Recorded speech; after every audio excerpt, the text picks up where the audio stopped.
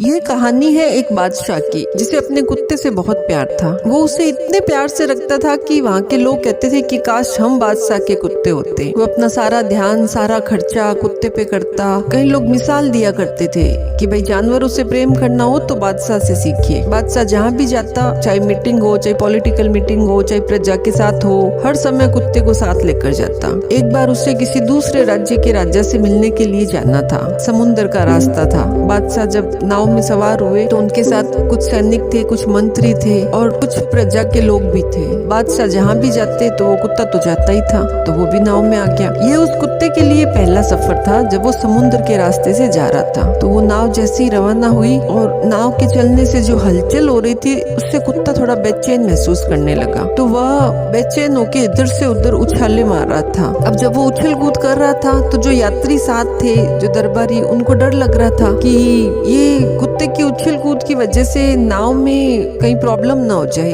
नाव पलट नहीं जाए। हर कोई चाह रहा था कि ये बात बादशाह समझ ले, लेकिन बादशाह को शुरू में तो अच्छा लग रहा था कि कुत्ता कितना प्यारा है, खेल कूद कर रहा है। लेकिन थोड़ी देर बाद उसे भी समझ में आने लग गया कि ये तो खतरे की बात हो सकती है। इस कुत्ते के बार बार उछलने से कहीं नाव न पलट जाए। अब वो कैसे समझाए उस कुत्ते को, वो तो उसके दिल के बहुत करीब था। तभी उसका एक दरबारी जो कि बहुत समझदार था, उसने हिम्मत करके बादशाह को कहा कि हमें कुछ न कुछ तो करना होगा, वरना ये आपका जो प्यारा कुत्ता है ना, ये हम सबको मुसीबत में डाल देगा। तो बादशाह ने कहा ठीक है, आप कर लीजिए जो करना हो, मेरी तरफ से इजाजत है। वो समझदार दरबारी गया और अपने साथ 2 और साथियों को लेके आया और तीनों ने मिलकर उस कुत्ते को पकड़ा और समुद्र में फेंक दिया। जैसे ही वो कुत्ता समुद्र में गिरा, उसकी जान पे बन आई। उसे समझ ही नहीं आया क्या करे क्या नहीं। उसने तड़पते हुए नाव को पकड़ लिया। अब थोड़ी देर तो वो नाव को पकड़ के साथ में चल रहा था। इसके बाद उस दरबारी ने कहा कि अब इसे उठाकर वापस नाव में ले लो।